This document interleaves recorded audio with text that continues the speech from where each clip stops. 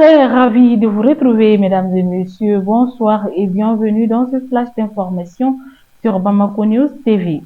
Nous ouvrons ce flash d'information par l'actualité nationale.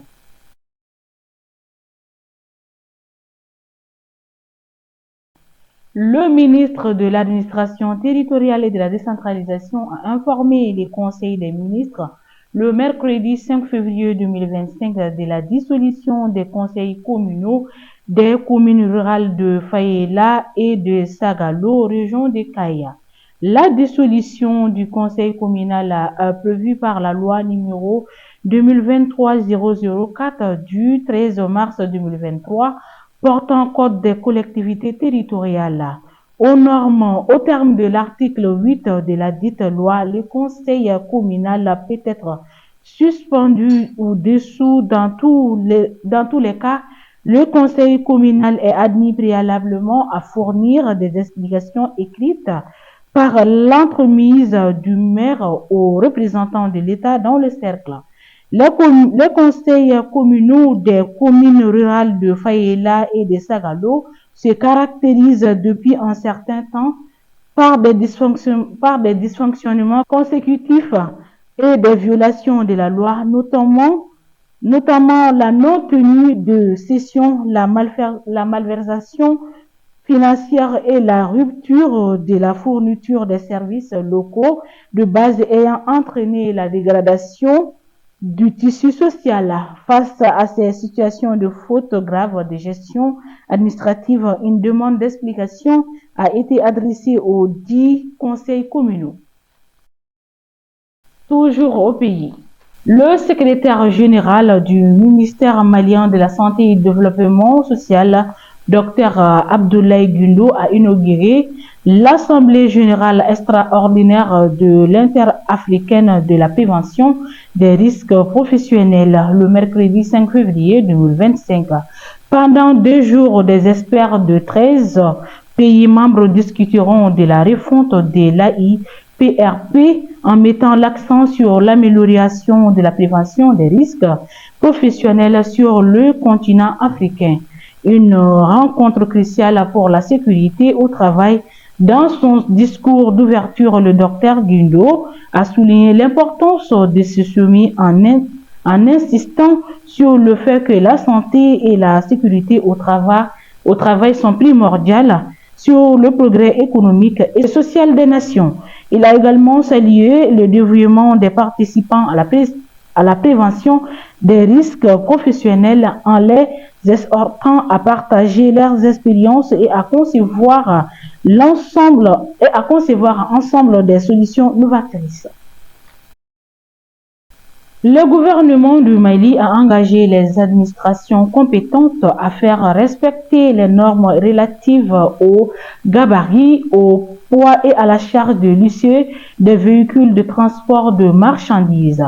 Conformément aux dispositions du Code de la route et comme le stipule l'article 32 du décret numéro 2023-0509 PTRM du 12 septembre 2023, c'est ce qu'on retient d'un communiqué rendu public le mercredi 5 février 2025 par le ministère des Transports et des Infrastructures qui précise que la mise en application de la réglementation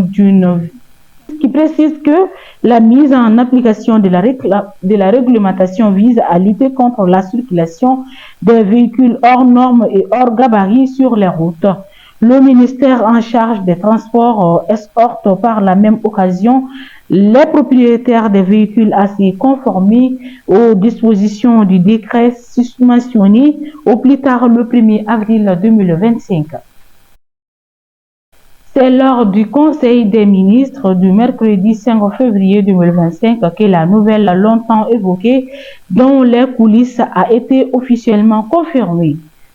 L'inspecteur général de police, Souleymane Traoré, ancien directeur général de la police nationale, a été nommé gouverneur de la région de Ségou, la cité de Balanzan. Il succède ainsi à feu le contrôleur général de police, Alassane Traoré, ex-gouverneur décédé des suites d'un accident sur la route de Ségou. La haute autorité de la communication convoque les acteurs des médias face aux préoccupations croissante des professionnels des médias sur les nouvelles redevances imposées au secteur audiovisuel privé. La HAC organise une réunion avec les principales organisations du domaine. Cette rencontre se tiendra ce jeudi 6 février 2025 dans la salle des réunions de la HAC. Les acteurs conviés à cette réunion sont la Maison de la Presse, l'URTEL, Amatel, Appel Mali, l'URPM et Panoteca. L'objectif principal est d'échanger sur les arrêtés interministériels relatifs des redevances annuelles et aux frais d'autorisation liés à l'exploitation et à la distribution des services de communication audiovisuelle au Mali.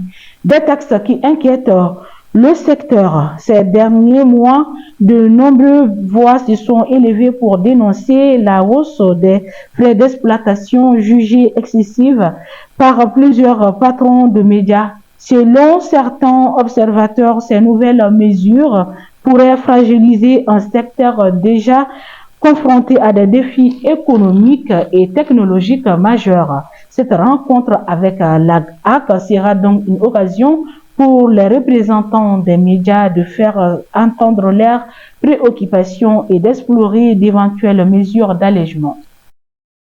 À présent, l'actualité internationale.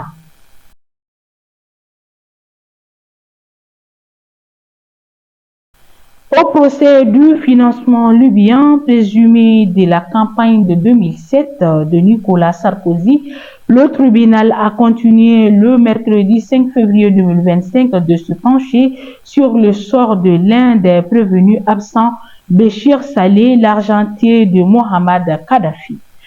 Exfiltré vers la France après la chute du régime fin 2011, quelques mois plus tard, alors que les premières révélations sur l'affaire libyenne viennent d'éclater et que Nicolas Sarkozy joue sa réélection, il est exfiltré de France. Au procès, il a été appelé à la barre pour s'exprimer à ce sujet. Le nouveau dirigeant syrien par intérim, Ahmed Al-Shara, a reçu un appel téléphonique du président français Emmanuel Macron, ont annoncé conjointement l'Élysée et la présidence syrienne mercredi 5 février 2025. Les deux hommes ont évoqué les défis actuels, y compris les sanctions économiques imposées à la Syrie. Et voilà, mesdames et messieurs, nous sommes au terme de ce flash d'information. Merci à vous de l'avoir suivi. Au plaisir de vous retrouver très prochainement. D'ici là, portez-vous bien.